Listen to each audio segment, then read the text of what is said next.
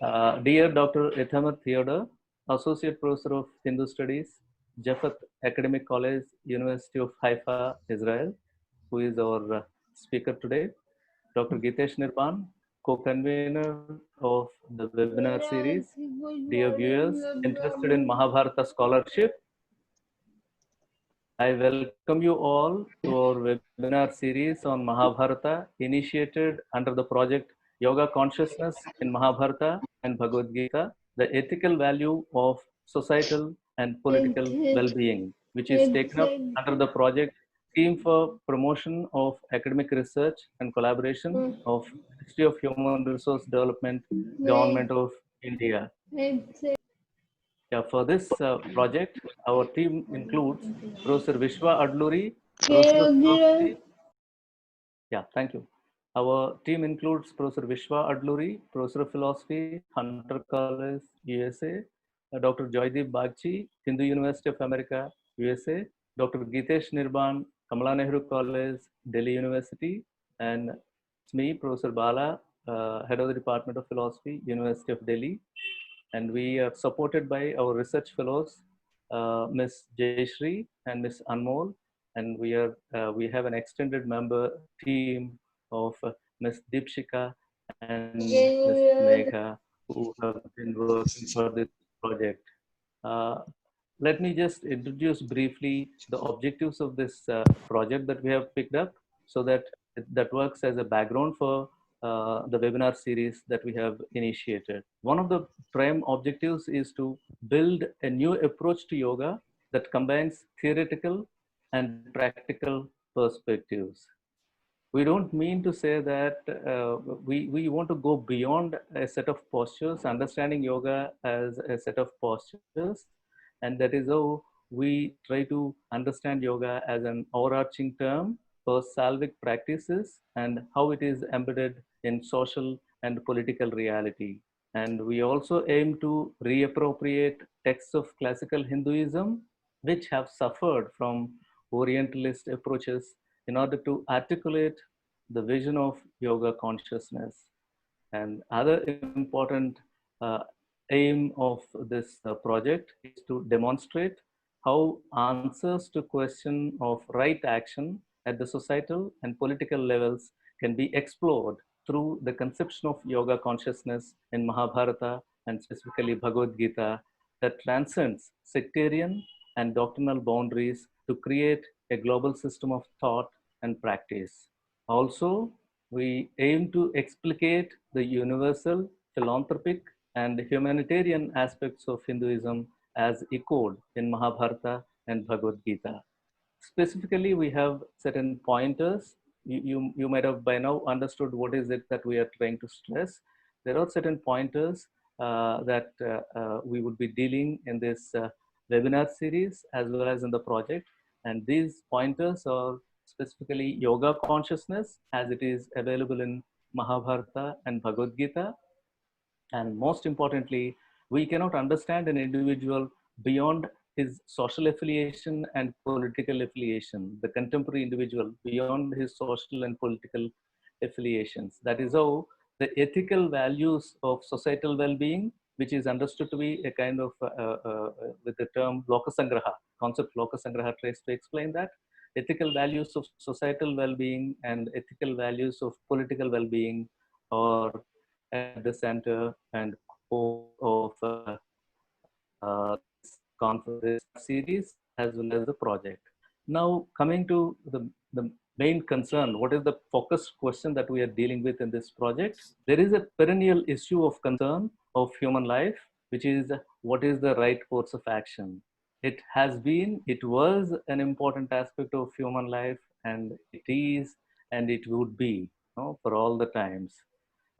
This question, what is the right course of action, is next to who am I in Indian tradition. Who am I was the foremost dull and troubled question in Indian traditional literature. And next to that is what is the right course of action. And if we are trying to address the issue of what is the right course of action, there are two other important issues that are to be addressed before we reach to what is the right course of action. Those are, why should I act? No, if I am asking what is the right course of action, it precedes with two other questions. The first question would be, why should I act? Okay, and also, how should I act? Unless we seriously consider these two questions and at least reach some level of understanding, we will not be able to address the question of what is the right course of action. And if at all we are reaching this question like what is the right course of action, then the important aspect that we have to address is what are the choices that we have. And if we are addressing this, what is the choice? What are the choices that we have? Then the important components of that, or which choice should I select, or how should I choose? No, the very act of choosing. How should I choose? Okay, these which means the criterion on what basis. What is the criterion on the basis of which I should choose? So these are the set of questions which are involved in human action, concept of human action. And these are not specific to one tradition. These are not specific to only Indian tradition. These are not specific to only classical Indian tradition. These are universal and these are perennial as well. It is not that if you have answered it at a particular point of time, it ends. No, they have to be readdressed in each of the contexts in which human evolution progresses. And these are universal in the sense that people from any tradition would be trying to address such kind of issues. That is how the perenniality and universality of this particular question is to be understood properly. And that's what the project and the webinar also try to highlight. And that is where the talk of Professor Theodor is very important. He is addressing the issue of Karma Yoga in Bhagavad-Gītā as world philosophy. So what he meant, or probably what he means by this, calling Gita, Karma Yoga in Bhagavad-Gītā to be world philosophy, I believe he's trying to bring it to the level of perenniality and universality. The importance of Karma Yoga in taking it to the perennial aspect as well as universality. So with these few words, I request Dr. Geetesh to introduce Professor Theodor and take the proceedings further. Thank you.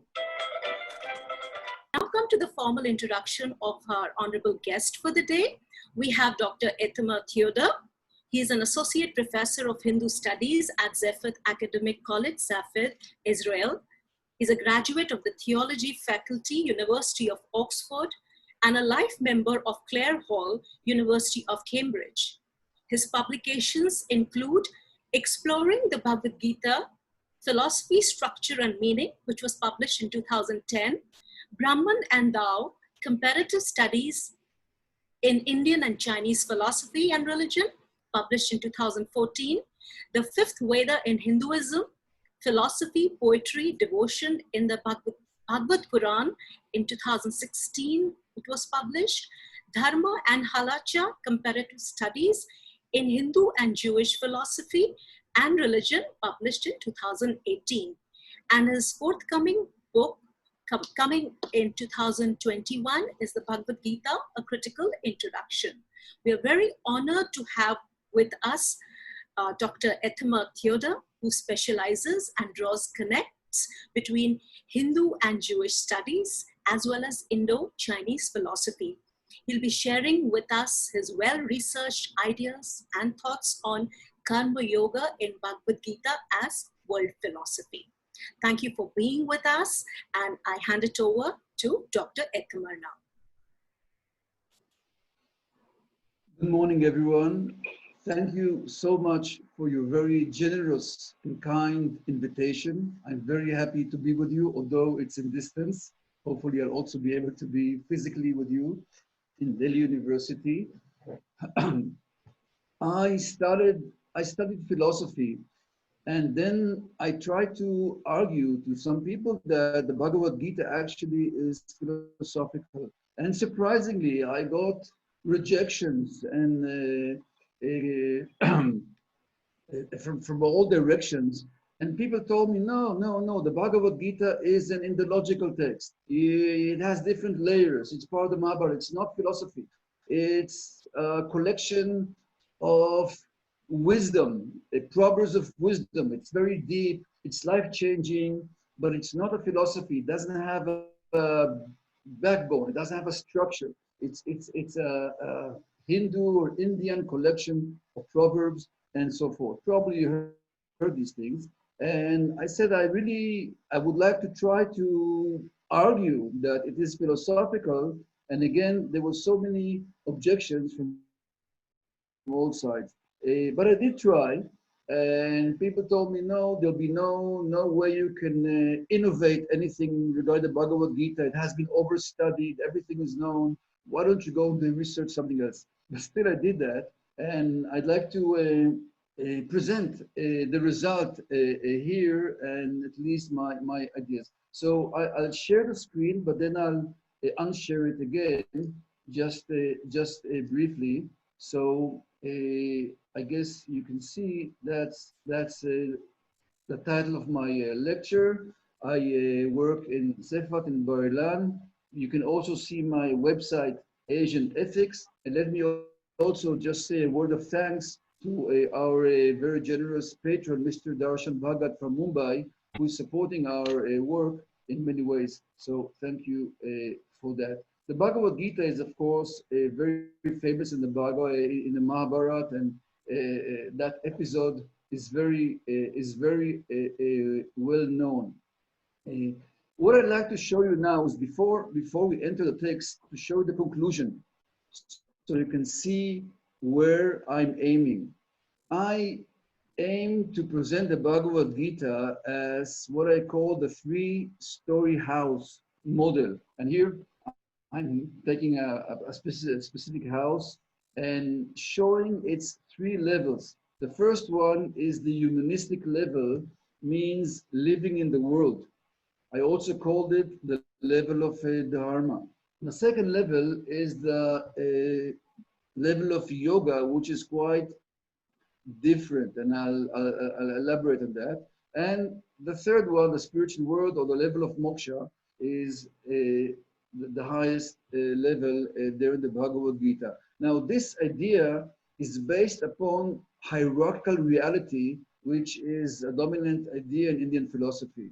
That reality is not unified, but is there. It has different levels. It has different tiers. It has different stairs, different floors, if you like. And each floor has its own terminology and its own underlying assumptions. I can stop sharing. So yeah, that's basic idea, which is underlying my Gita, is that the Gita actually is constructed of these three floors. The first floor, the humanistic floor, I call the word of Dharma. And that floor is the humanistic level, which is there proposing the value of human life. It is humanistic as it sees the human being at the center, and its goal is prosperity, healthy, good human life. The basic understanding of the Bhagavad Gita on this level is Dharma, and of course Varna, Ashrama, Dharma. That's the way the Bhagavad Gita considers this level in terms of duty, in terms of occupation, in terms of flourishment in human life. So that's this humanistic tier or level which is there in the Bhagavad Gita. In fact, the Bhagavad Gita starts with the word Dharma. It's a very central idea. As you know, Dhritarashtra Uvacha, Dharma Kshetre, Kurukshetre, Samaveta, Yuyutsavaha, Mamaka, Pandavascheva, Kima Kurbata Sadhya. So the first word is actually Dharma. And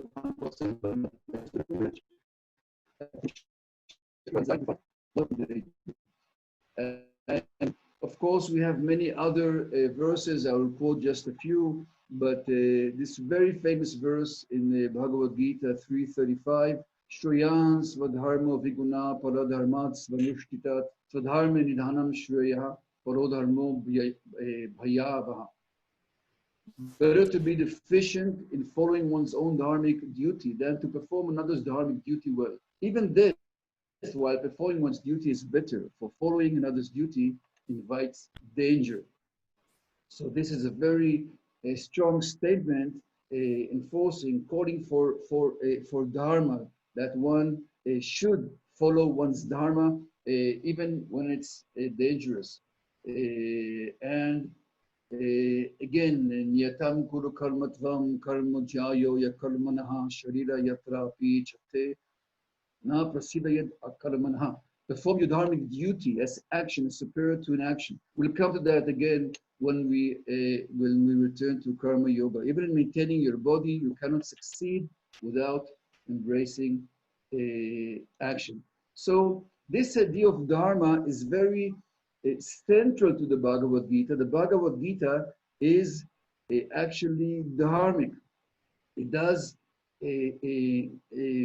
propound, it calls for one to follow one's dharma. In that sense, it is Vedic. It adheres to the Vedic dharma, which is humanistic. So we have to see that the Bhagavad-Gītā is dharmic. And that's very important to see that now it has other layers, other layers. As I mentioned, there is a more spiritual layer of the world of yoga. Now, when we look at yoga, we have to look at its underlying assumptions. As Dr. Bala mentioned before, yoga is not only postures. Yoga is a whole way of life. It's a whole philosophy. And at the center of the yoga practice is the purification of the mind. As we all know, the Yoga Sutra starts with Yoga Chitta Vritti Nirodha. That restraining the mind is the central practice of yoga. The idea of yoga is the yoga metaphysics are not humanistic. They're different from those dharmic underlying assumptions. Consciousness. Yoga calls for detachment from anything material, for the separation of Purusha from Prakriti. It has a whole dimension of understanding the three gunas, which are fundamental to Sankhya philosophy. And all in all, yoga adheres to the vision of samsara, of a repeated birth and death, that there is a soul, never mind whether it's jiva or atman or purusha. It doesn't make any difference from my point of view for this discussion. It's a different discussion, but for this point of view, it's not important at this point. And the idea is that this promotes an entirely different vision of existence. Dehinos minyata dehe komaram yovanam jara tata dea antala praptir tirastatra namuyati. As the embodied soul passes in this body from boyhood to youth to old age, similarly it passes into another body. So that's an entirely different set of values, looking at this world as a place of birth and death, a place of transmigration, and a place where one has to detach oneself from matter on its gross and subtle levels, and progress towards moksha, towards release from this world altogether. And looking at specifically the yoga discipline, the main point of focus is the mind. The main point of focus is the mind, and the yogic point of view is not that religious. It has also the idea of Ishvara Pranidhanam, it has this religion, but the main focus is that purification of the mind. The mind is seen as the agent for both attachment or entanglement in the world and release. It's very important to understand that all these postures and the various practices, yama and niyama, asana, pranayama, pratyahara, they all lead to, they focus on the mind and they require a mental purification or a mental restraint, which these go, and these of course go together. One of the examples of yoga is that of the lake. When the lake is pure, one can see the bottom of the lake, means see the Atman, see the self, the soul, the Purusha, beyond the waves of Chitta Vritti. So I see this as the second level of the Bhagavadgītā. I saw the first tier of floor as that humanistic floor, proposing or encouraging one to live decent human life. And then we have the second set of values, which are the yogic, of course, also Upanishadic and Vedantic. I'm not going into that. I just want to differentiate between these two levels. Now, these two levels seem to be contradictory. They propound different sets of values. What should one do? Should one stay at home and live proper human life, or should one go to the forest and practice meditation? I'm trying to emphasize the contrast between these ideas, and as you see, I will try to argue or show that they're actually harmonious, that one supports the other, and that although there is seeming tension, actually they exist together in harmony. Also, with the third level. But let us look into a few verses from the Bhagavadgītā, which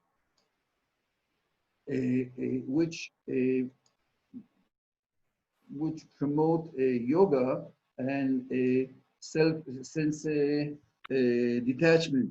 I skip the Sanskrit. When one loses interest in sense objects as well as in activity and gives up all external initiatives, it is said that the pinnacle of yoga has been reached by it. So again, losing interest in sense objects, giving up external initiatives, of course. And very famous verse, 6th chapter, I will do the Sanskrit. Yato yato nischalati manas chanchalam astiram tatastato niyam yetad atmani evam vashamnayet. From whatever and wherever the flickering and unsteady mind wanders, it is to be restrained and led back into the control of the self. Very much a yogic a verse, and that shows that need to restrain the mind and to bring it under control. And there are other verses, of course, as well. When one loses interest in sense objects as well as in activity and gives up all external initiatives, it is said that the pinnacle of yoga has been reached. That's 6.4, and that which is called renunciation, that's 6.2. Know that to be the same as yoga, O son of Pandu, as indeed no one can become a yogi without first renouncing any selfish desire. So again, renunciation of a desire, that's a basic yogic component. Okay, so where does this take us? And here at this point, I would like to again share the screen for a while, and what I want to show is the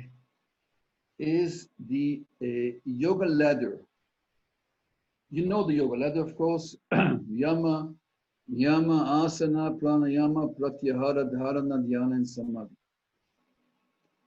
I'm bringing that because I want to show that the ladder structure is natural for Indian thought, for yoga thought and yoga philosophy. And I'm bringing that because later I would like to suggest a similar ladder, a karma yoga ladder. That's where I'm aiming. That's part of my 3-story house. So here, basically, I'm trying to emphasize that for the yoga, tradition, the ladder structure is natural. The yoga thinks in terms of structures, one stage leading to the other and going up and eventually aspiring for samadhi here. I know Kevalya, separation of Purusha from Prakriti. And from my point of view, it's quite similar. Again, we'll not get into the differences, but it's like it would be parallel to moksha, the idea of leaving the world altogether.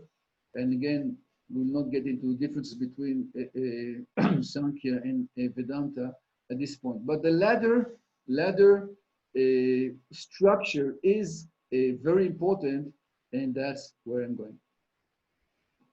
So now, and I'll show this one, we are entering the 3rd chapter.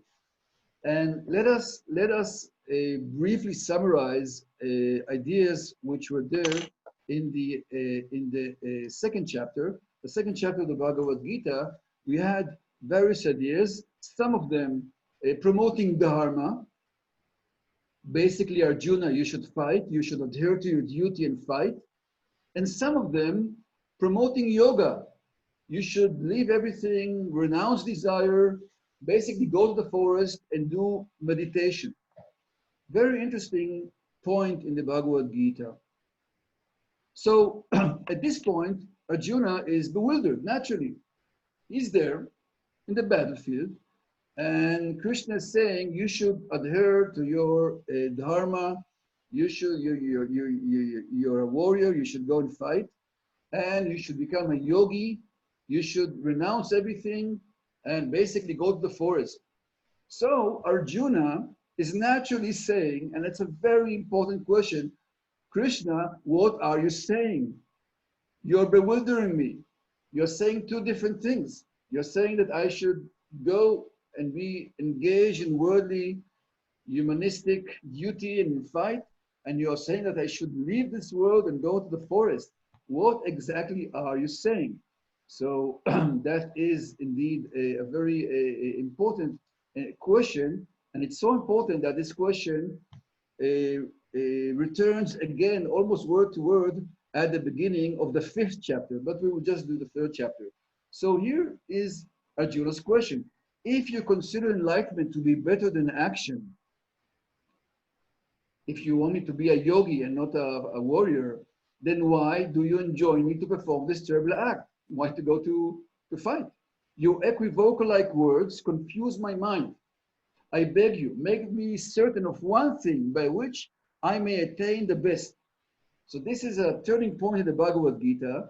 Krishna, the speaker, is promoting 2 ideas, both this set of humanistic values, go and fight, and then the set of yogic values, go purify your mind, go to the forest, basically. And Arjuna is bewildered. I'm trying to understand what you're saying, and I can't. You're saying 2 different things, and I can't bridge these 2 values. So here, Krishna starts to speak, to propound the ideas of karma yoga. And he says, I propound since the days of your religious Arjuna that in this world there are 2 paths. For those who uphold reasoning, it's the path of jnana or intellectual yoga, whereas for those who uphold action, the path of karma yoga or yoga of activity exists. So these words promote karma yoga. Here Krishna very openly speaks of karma yoga. And now Krishna propounds the philosophy of karma yoga. He says, not by merely abstaining from acting does one attain actionlessness, and not by renunciation alone does one achieve perfection. Here establishes the ground for a karma yoga, and you can see this very interesting term, Neish Karmyam, Nakarmanam, Anaramban, Neish Karmyam, Purusho. It makes a very interesting combination of karma and karma. A short letter that actually means Vedic dharma. I didn't emphasize it enough, but there's another argument. I present a paper on that in the Bhagavadgītā, karma yoga is actually the dharma yoga. Karma yoga is the dharma yoga, and I'll show it later that when it speaks of karma, it actually speaks of dharma. It's very important to see that point. So he says, not by merely abstaining from action, actionlessness. Please look at this term, Neshkarmya. It's not only cessation of action, but it is cessation of karma, cessation of karma in a deeper sense, in the sense of stopping to create karma, to create reactions. And I will not go too much into the ideas of action in the Bhagavadgītā, but the activity is taken, if we look at the 13th chapter, as sowing a seed in the field, in a kshetra, but that's a 13th chapter. So here we have this very interesting combination between the yogic idea of attaining neshkarmyam, stopping to generate karma, and karma in the sense of dharma. And again, the philosophy of karma yoga, no one indeed can never ever refrain entirely from acting even for a moment, for everyone is helplessly driven to action by the gunas, born of material nature. Means just renouncing this world is not enough, but you'll have to do something deeper because you can't stop acting. You cannot refrain from activity.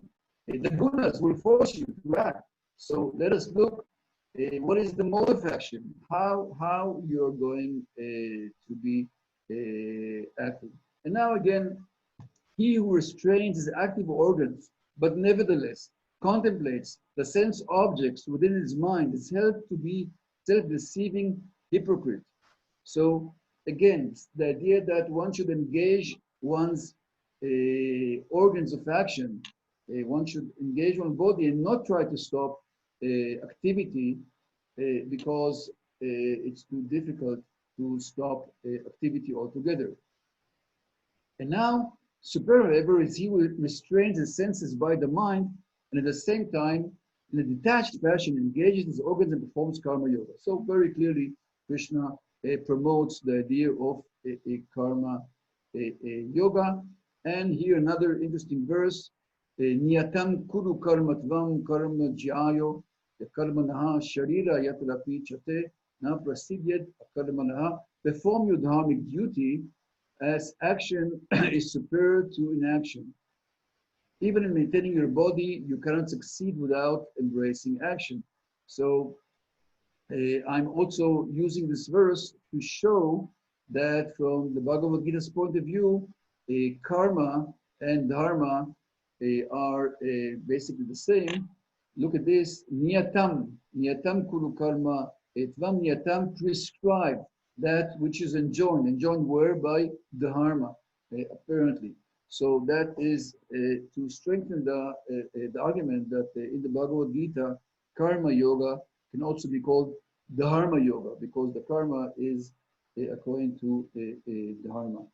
So that's these are a few verses trying to show this very, I'll return that very interesting combination. And again, I'd like to emphasize where we are.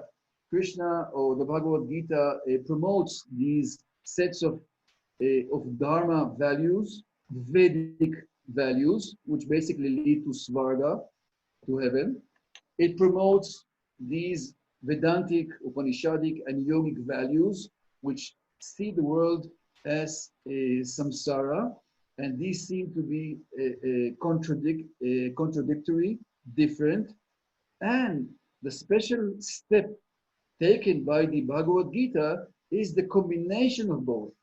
The combination of both and creating this spiritual path of Dharma, this enlightened Dharma, Karma Yoga, enlightened action, or enlightened Dharma.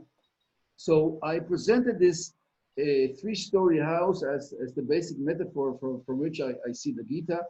I discussed a Dharma, and also maybe I'll take a brief moment and say that Dharma, from my point of view, has a very wide application. Dharma looks at the essence of things, at the duty. And of course, it can be taken as Vedic Dharma, as Hindu Dharma, Indian Dharma. But from my point of view, it can also be taken as culture and religions in a very wide and universal way. That people have their Dharma, even if they are non-Hindus, they have different religions and cultures. And in these cultures, in these Dharmas, they all have certain duties to perform. Some of the dharmas are also family dharmas, being a father or a mother. It's also part of dharma. It's not only professional, it's not only occupational, rather it's also personal. Respecting the elders is also dharma. I see it in a very wide perspective, in a very wide sense, my understanding of dharma, and of course that goes beyond Hindu Dharma or Indian Dharma. So here is the ladder of Karma Yoga, which I'm trying to I'm basically proposing, and I'll try to establish that in actually verses. But just as there is the Ashtanga Yoga ladder, the Yama Niyama ladder, in the Bhagavad-Gītā, we have a Karma Yoga ladder. And this Karma Yoga ladder looks at the internal state in which one performs his or her dharmic duty. That's a very interesting concept. One adheres to one's duty, and as I mentioned, dharma is very, very wide. Duty can be being a warrior, can be being a teacher, can be a merchant, artisan, father, mother, son. All these are dharmic duties. One adheres to one's duties, and in that adheres to the humanistic values which are there in the Bhagavad-Gītā, to keep a decent, moral, prosperous world. And in that, one undergoes a spiritual path of ascending a spiritual ladder, or a yoga ladder, just like the yoga tradition. How? By purifying one's motive for action, by sublimating one's motive for action. So here's the basic ladder. It can be developed. There are some subtleties. It can be expanded, but I'd like to reinforce the idea of this ladder of action, the ladder of Karma Yoga, which is perhaps at the center of this talk, and which I think has universal potential as universal philosophy. So let's look at that. Simple utilitarianism, a dharmic utilitarianism, duty for its own sake, action for the highest good, yogic action, and devotional action. That's basically the ladder of Karma Yoga, which is there in the Bhagavad-Gītā. And to my mind, this is compatible with these three layers of that three-story house. And you see, I will go deeper into that. So first of all, these three layers are in the first floor, the humanistic floor. Then one goes beyond to the second floor, the yogic floor, and eventually one goes to the level of moksha. And so let us try. I will keep the the share screen open so you can follow the verses, and I try to show the various stages one by one. I'm trying to uncover them, and let me say that this is not my own invitation. This is a traditional Indian idea. The roots can be found in the thought of Vishwanath Chakravarti, and in the forthcoming book, the Bhagavadgītā, Critical Introduction, we have some discussions. Actually, 3 chapters discuss these very interesting thinkers, including a chapter by Professor Arvind Sharma and the late Professor Joseph O'Connell. They all speak of Vishwanath Chakravarti, and perhaps his ideas are the unifying ideas for the book, this forthcoming book, the Bhagavadgītā Critical Introduction. So I heard this later in Vrindavan. I was doing a seminar some years ago, and I heard an interpretation. So that idea of the ladder is, again, it's not original. I didn't invent that. It's a traditional Indian idea which I'm trying to develop. So let's look at these verses 234, 36. And to my mind, these represent simple utilitarianism. Beside that, people will be speaking of you as eternally infamous. And for one who has been honored, this honor is worse than death. The generals will assume that you have withdrawn from the battle out of fear, and thus those who have once esteemed you highly will think little of you. Your ill-wishers will speak many unspeakable words, thus ridiculing your capacity. What could be more distressful than this? So this is, to my mind, a statement representing simple utilitarianism. Krishna speaks to Arjuna and he says, just consider your benefit. If you leave the battle without fighting, your enemies will speak many unspeakable words. Do you want that? I mean, look at the assumptions, the underlying assumptions. Basically, this sentence, this statement is based upon simple utilitarianism. That's all. Just consider your benefit. So that is, I would say, perhaps the lowest point in the Bhagavad-Gītā. Now, let's go a little higher. This I call dharmic utilitarianism. Happy are the kshatriyas to whom such an opportunity to fight comes by good luck, as it opens heaven's gates for them.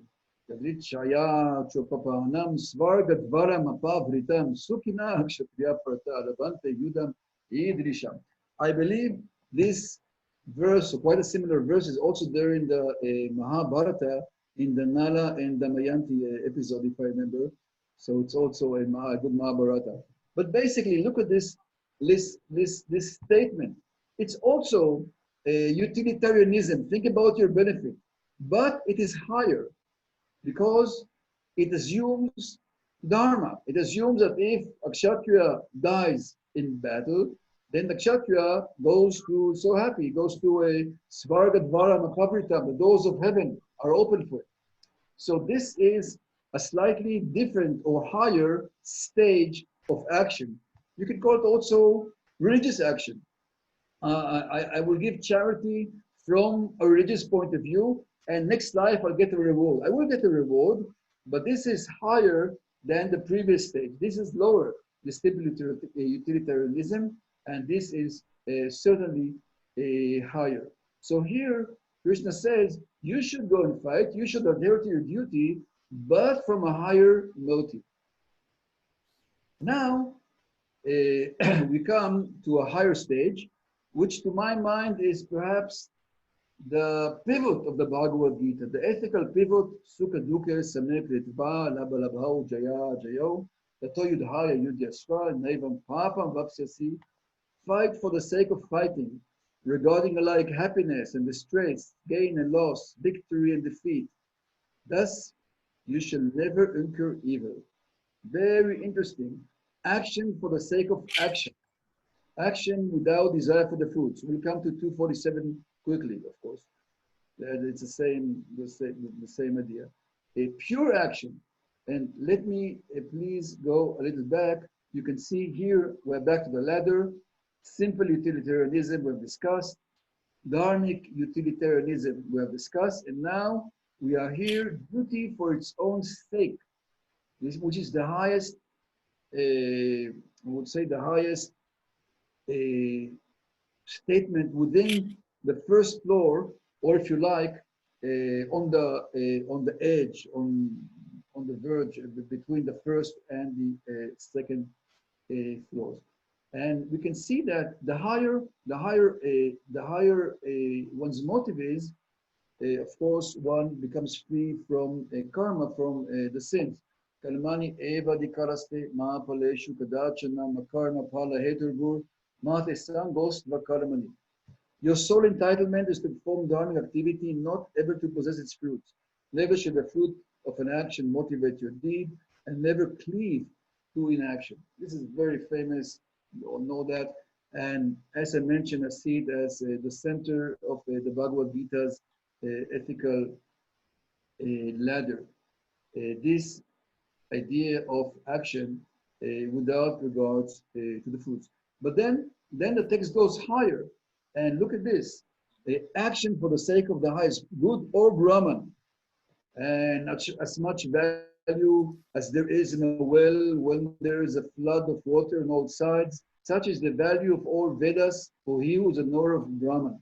These verses, that's all second chapter, these go higher, go beyond this indifferent stage and see the highest good, whether it's Brahman or a higher state of mind. Still adhere to your dharma, but from a higher motive.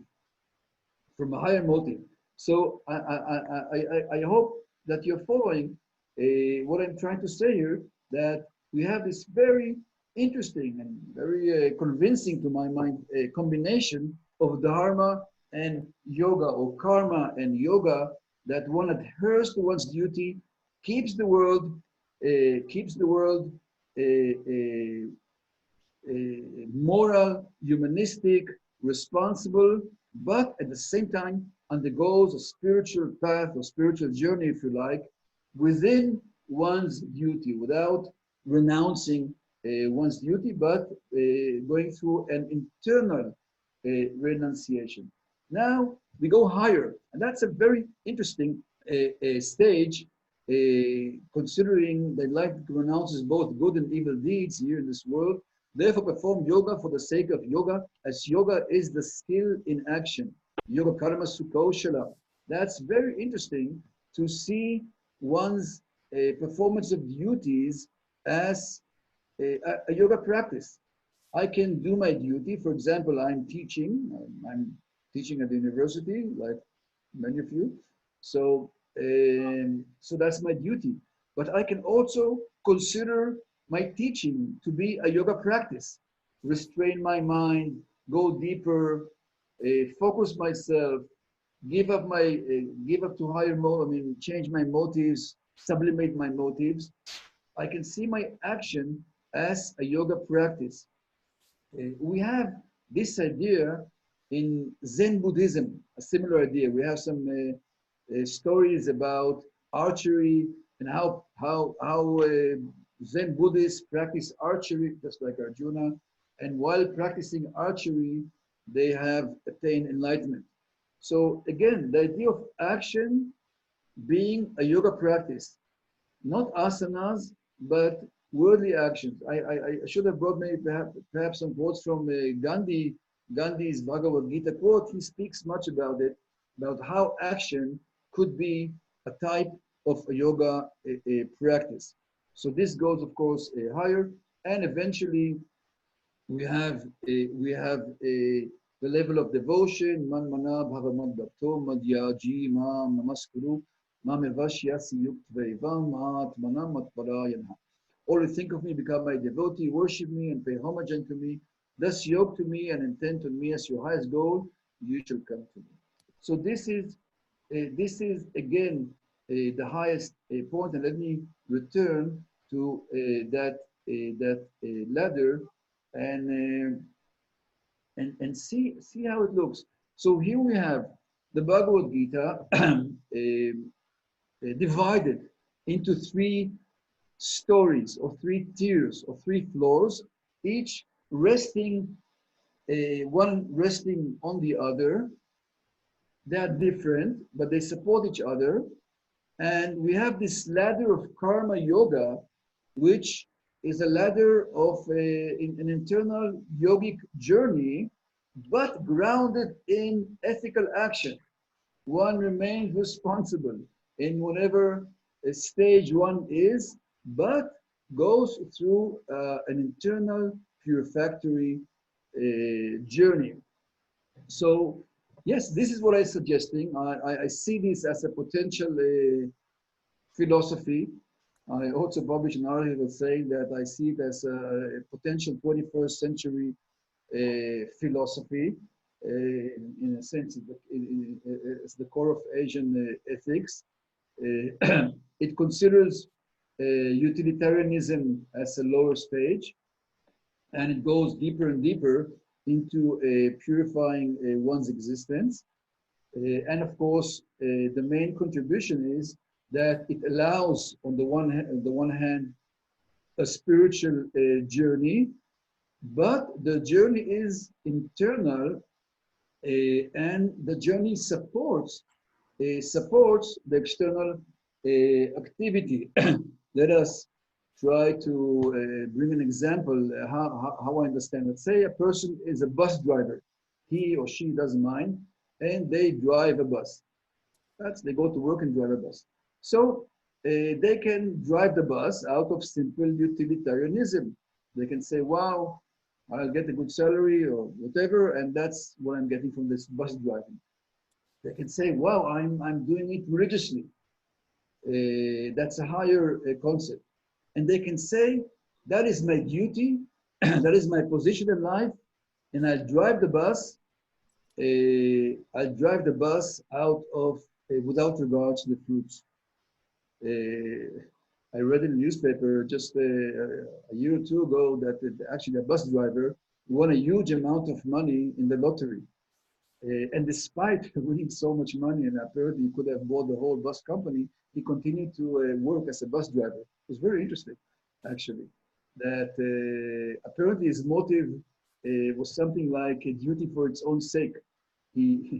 Otherwise he would have, of course, renounced his job and, as I said, perhaps even bought the bus company. Turning ethical action into yoga, I can go and drive my bus. I'm sorry, doing the supreme good. I can try to see my bus driving as a yoga practice. Abhyasa, every day go and try to be more careful, be more exact, be a better driver, take better care of the passengers. I can turn my bus driving into an art, the art of bus driving, yoga karma sukha oshalam. And eventually, I can also see it as service to God in different ways, and I'm not differentiating here between Shankara and Ramanujana and personal interest, but as I can be merged in moksha, if you like, and still drive my bus. By doing that, I will go through an internal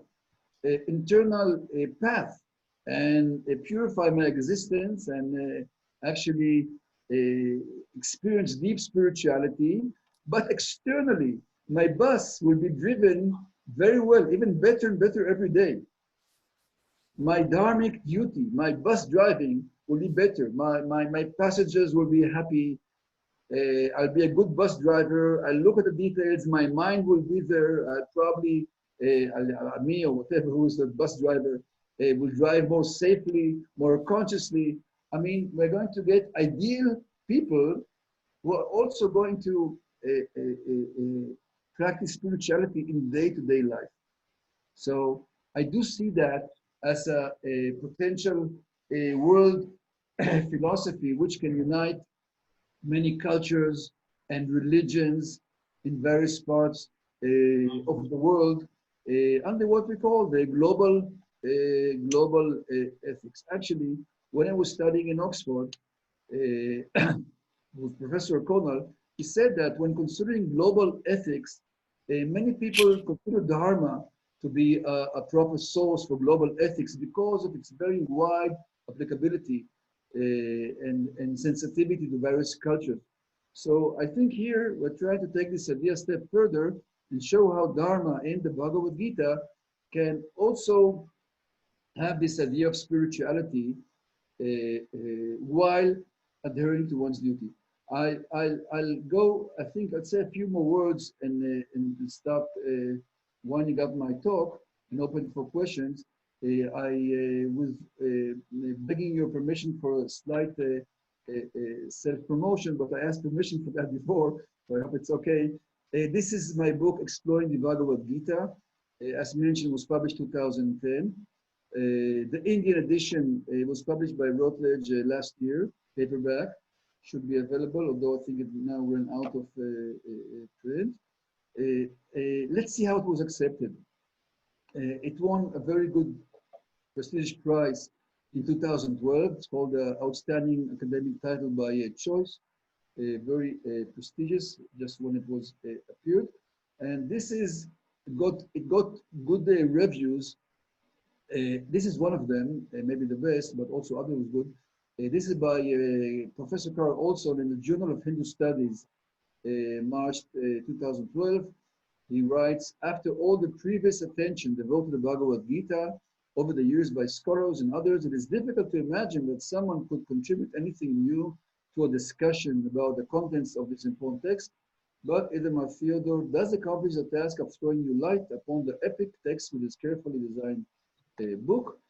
From Theodor's point of view, the Bhagavad-gītā is a coherent theological philosophical treatise that is firmly unified as a single text because of its conceptual structure, its basic assumptions, and its prevailing ideas.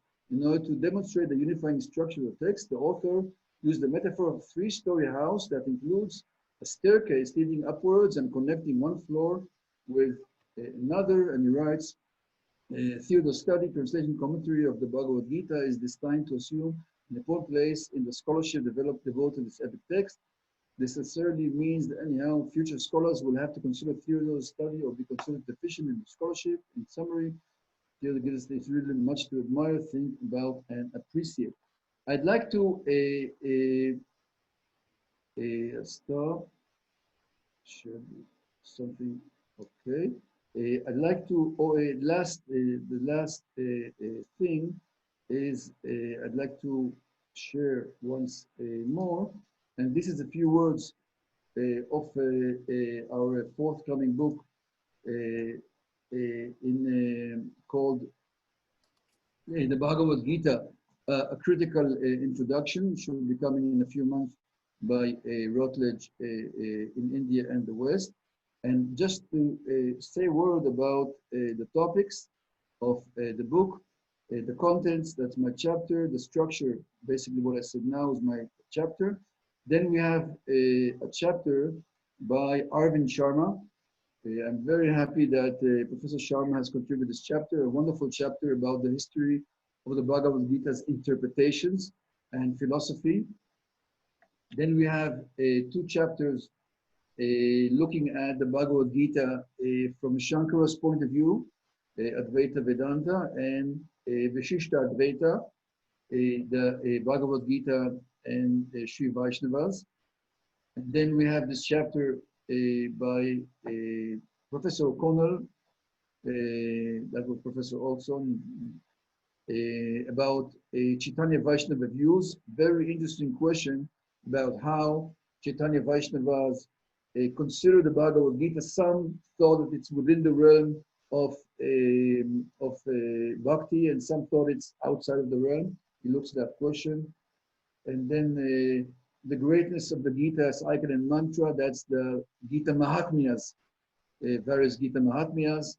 Then the Bhagavad-gītā and Indian nationalist movement, Tilak, Gandhi, and Sri Aurobindo. Then the Gita of the Gurus, since Indian independence, Maharishi, Prabhupada, Swami Chinmayananda, Swami Rama, and Anandamurti Guru Mai. And the last chapter is about the epithets in the Bhagavadgītā. So that's this forthcoming book. So I think it's 2 minutes past 10. I think we're more or less okay, 45 minutes and a few minutes a little more. So thank you very much. And I give it back to you, coordinate. So. Right. Thank you so much, Dr. Ithamar, for this wonderful presentation. Very scholarly presentation that you have given us. And in fact, the question that often we come across is, why should we revisit our classical text? Why should we? Revisit our classical text. Classical text. Bhagavad-gītā. So you have shown us how should we revisit our classical text, right? That's a wonderful exposition that you have given. And you have also pointed out initially that there was a criticism saying that Bhagavad-gītā is a theological text, number one. Number two is loosely interwoven with so many contradicting perspectives. But through your presentation, I mean, through your work that you have done, research work that you have done all these years, you try to show that hermeneutics of Bhagavad-gītā is too wide and too open to people to come forward and engage with. And that is where your interpretation in terms of three-storied building with dharma, yoga, and the spiritual aspect, and also looking at the karma ladder, developing karma yoga ladder, and relating this karma yoga ladder with the three-storied building is very innovative. And I think that is where your presentation has a lot of validity, and the scholars have to come forward and engage with. They cannot ignore you, but to engage with with you. So that's the kind of benchmark that you have provided in the hermeneutics of Bhagavad-gītā. Thank you so much for that wonderful exposition. Thank you, Dr. Bala. So we've had very enlightening sessions under Spark series of webinars on Mahabharata and Bhagavad-gītā, where speakers have given various interpretations of Bhagavad-gītā in form of social responsibility, at times in form of political activism, and not just merely as a form of devotional study, which is also one of its parts. Today, Dr. Ithamar gave an ethical karma ladder interpretation of Bhagavad-gītā for all of us to ponder upon, explicating how we make use of this ladder and then let go the ladder too. That is detaching ourselves from ladder. So all these interpretations of Bhagavad-gītā basically highlight the very gist of what Dr. Ithamar portrayed, that Karma Yoga in Bhagavad-gītā emanates with a significant philosophical message for the world. In short, as a world philosophy. I thank, on behalf of everyone in India, Dr. Ithamar for sparing time for all of us. We know it's early morning for you. And we all wish that you have a wonderful day ahead and you come up with many more publications on the text. That is something that we really like to read as well as reflect upon. I take this opportunity to thank all our participants, because you all have been with us on every Sunday since the beginning of June. I request all of you to follow our social media handles, which are being taken care of by our team. Please share all these social media handles with your friends, as well as spread the word around in the various academic communities that you are associated with. I thank our esteemed guest for the day. I thank Dr. Bala, the principal investigator, for the project, and the whole Spark team that includes Jayashree, Anmol, Megha, and Deepshikha. So before we go,